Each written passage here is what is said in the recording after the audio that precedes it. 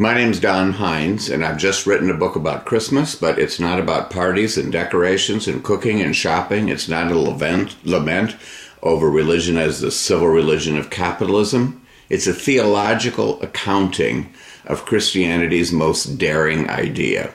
What if God decided to bet the farm and become fully human? What if religion could become fully immersed in the material world? And so I call this book Christmas, Festival of Incarnation. And I tell the story of Christmas as a kind of coming-of-age story, a character's development in 3 acts.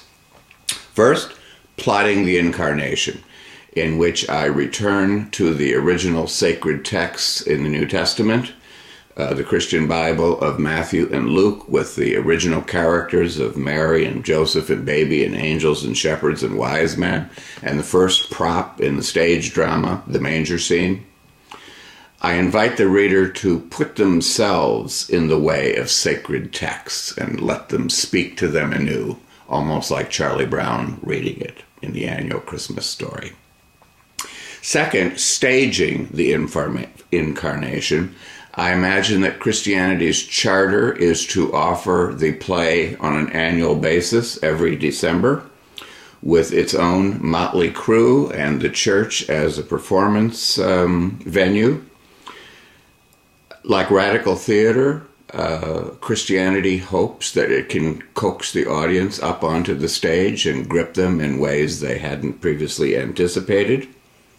I assume that lived religion means scrambling the categories of sacred and secular, holy day and holiday, and I celebrate it all.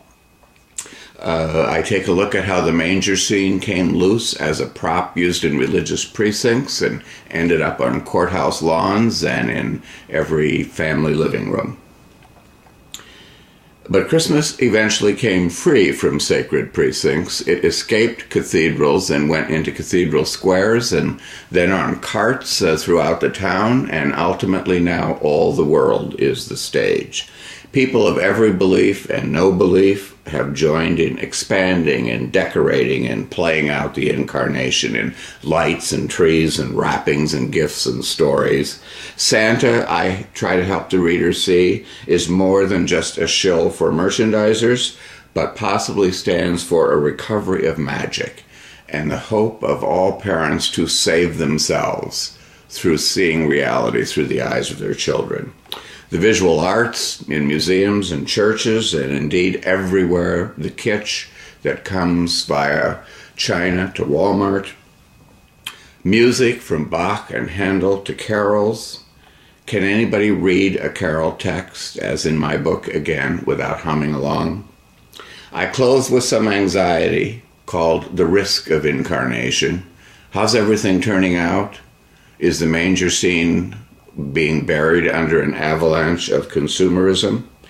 Can Christmas survive? Does God get carried away at Christmas? Or is that the point?